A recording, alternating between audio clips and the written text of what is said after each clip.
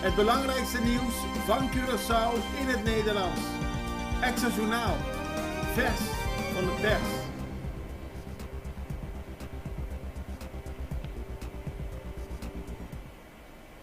Welkom bij Extra Journaal. Fijn dat u weer kijkt. We hebben het belangrijkste nieuws voor u op een rijtje gezet.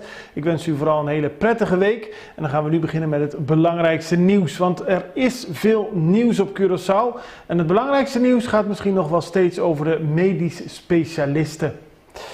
Sylvania heeft hoop op dialoog. Dat gaat natuurlijk om de minister van Financiën en Gezondheidszorg, Javier Sylvania. Hij heeft gisteren de hoop uitgesproken in een brief aan de medisch specialisten dat ze vandaag om tafel gaan zitten. Op die manier wil hij tot een akkoord komen over de impasse die is ontstaan, omdat de medisch specialisten vinden dat er een uitzondering moet komen op de wet normering topinkomens, zodat ze een hoger salaris kunnen krijgen. Sylvania heeft eerder 2 brieven van de medisch specialist hierover ontvangen en heeft nu laten weten dat hij in dialoogvorm met de medisch specialisten hierover wil praten. Specialisten willen concrete actie, dat is de andere kant van de medaille. De medisch specialisten benadrukken dat ze in februari en april een brief hebben gestuurd aan de toenmalige minister van Volksgezondheid. Ze willen eerst een concrete toezegging voordat ze om tafel gaan zitten met Sylvania. Vorige week heeft de directie van het CMC gezegd dat ze namens de medisch specialisten naar de rechter zullen stappen, omdat ze op die manier het probleem met de minister van Volksgezondheid door de rechter willen laten beoordelen. Het heeft allemaal te maken met de wet normering topinkomens en ik denk dat we deze week meer zullen horen over al dan niet overleg hierover met de minister van Volksgezondheid. We houden u op de hoogte.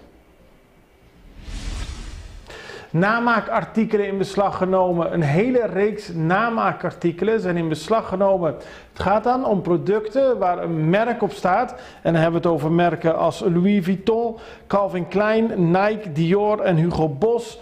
Maar dat zijn geen echte merkproducten. Het is alleen maar een valse merk erop geplakt. Nou, bij een winkel in Otrabanda met de naam Confianza zijn er heel veel spullen in beslag genomen. De organisatie Disosa onderzoekt nou waar het vandaan komt en of er stappen kunnen worden ondernomen tegen de mensen die deze producten te koop aanbieden. Curaçao en Nederland tekenen een milieuakkoord. Minister Rob Jetten van Klimaat en Energie bezoekt de eilanden van het Caribisch deel van het Koninkrijk. Op Bonaire, en u ziet hier foto's van het bezoek van Rob Jetten aan Bonaire, heeft hij een akkoord getekend en tegelijkertijd is hij aan de slag gegaan met de Mangrove Maniacs. Rob Jetten heeft samen met de Dutch Caribbean Nature Alliance een uitleg gekregen over het werk van de Mangrove Maniacs en hij heeft ook meegeholpen met zeegras en koraalherstel. Niet bang om de handen uit de mouwen te steken. Op Aruba is er ook een akkoord getekend. Meer samenwerking op het gebied van hernieuwbare energie tussen Nederland, Aruba en Sint Maarten. En dat wordt dus vandaag ook op Curaçao getekend. Ongeluk met brommer leidt tot een rare, vreemde situatie. Afgelopen weekend vond er een ongeluk plaats op de Martin Luther King Boulevard. 2 motoren reden daar op de weg. Er kwam een botsing met een auto vanwege het niet verlenen van voorrang door de automobilist. Toen een van de motorrijders gewond raakte, zette die andere motorrijder zijn brommer weg en pakte de motorrijder van de gewonde man om daarmee weg te rijden. Hij liet daarmee de gewonde man achter, maar de politie vermoedt nu dat het om een motor ging zonder de juiste papieren. En dat ze op die manier hebben proberen te voorkomen dat die motor ook nog in beslag werd genomen. U weet, brommer is het papiamenstalige woord voor motor, dus ik haal het door elkaar. Veel autoschade bij een ongeluk op de Schoutbijnacht Doormanweg. Afgelopen weekend gaven 2 auto's, 1 gaf de ander geen voorrang. Het leidde tot een ernstige aanrijding. 2 auto's knalden tegen elkaar op. Veel materiële schade. De mensen moesten ook naar het ziekenhuis worden gebracht. En wederom vanwege het niet verlenen van voorrang. De politie zegt het elke dag bijna. Wij doen ook een oproep aan iedereen om zich aan de regels te houden om zo meer ongelukken te voorkomen. Het HK Curaçao Summer Festival. Vorig jaar voor het eerst bij de airport venue, dus dat is net naast de Curaçaose luchthaven, wordt er voor 3 dagen lang een heel groot concertplaats opgericht door de organisatie HK. En daarmee zullen verschillende mensen weer een leuke 3 dagen hebben. 30 juni, 1 en 2 juli. En de artiesten die nu bekend zijn, die liegen er niet om. Het gaat onder meer om UB40, Kassav, Elvis Crespo en Prince Royce. En van eigen bodem onder meer Ephraim J. We zullen meer aandacht eraan besteden in de komende periode. Eerst even reclame en daarna meer nieuws. Subway, so meal of the day, teatrobe.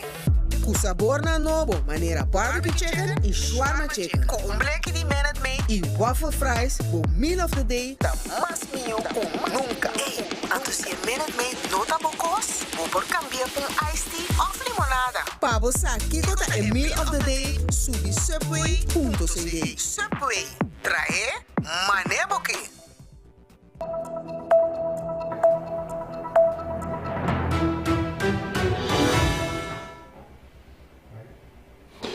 Dan gaan we over naar rechtsfilosoof Bart Jansen met een interessant onderwerp. Hij schreef hier vorige week een stuk over in de Volkskrant in Nederland en de Amigo hier op Curaçao.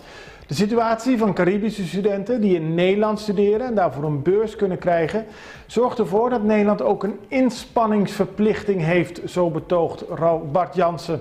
Hij zegt dat Nederland ervoor moet zorgen dat die studenten ook op een normale, niet al te dure manier regelmatig terug naar huis kunnen gaan.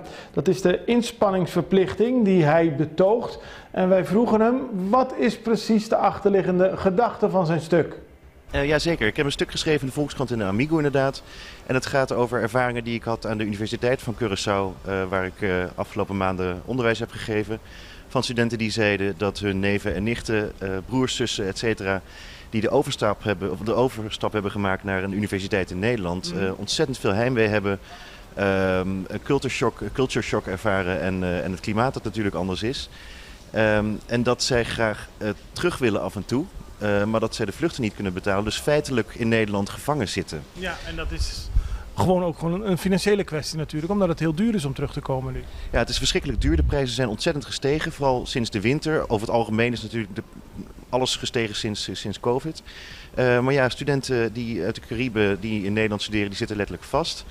En ik zat zo te denken dat er een bepaald soort solidariteit plaats heeft binnen het Koninkrijk der Nederlanden.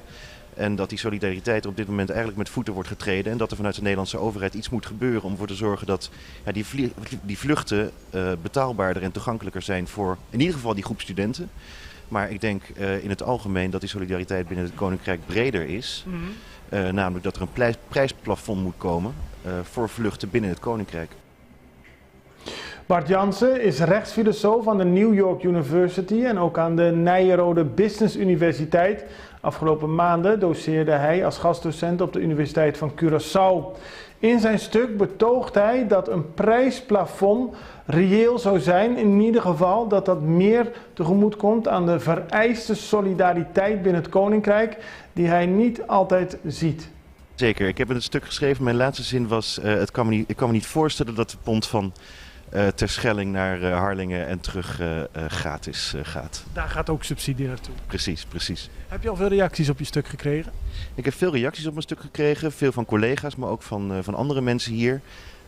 Reacties van herkenning. En daar ben ik wel blij mee, want dan blijkt het geen onzin te zijn wat ik schrijf. Want ik heb die ervaring natuurlijk zelf niet, maar ik heb het puur van horen zeggen. Maar vooral herkenning en in die zin positief. Je bent rechtsfilosoof, hè? Het is niet zomaar een mening van iemand, je hebt hierover nagedacht dat die solidariteit op die manier plaats zou kunnen vinden.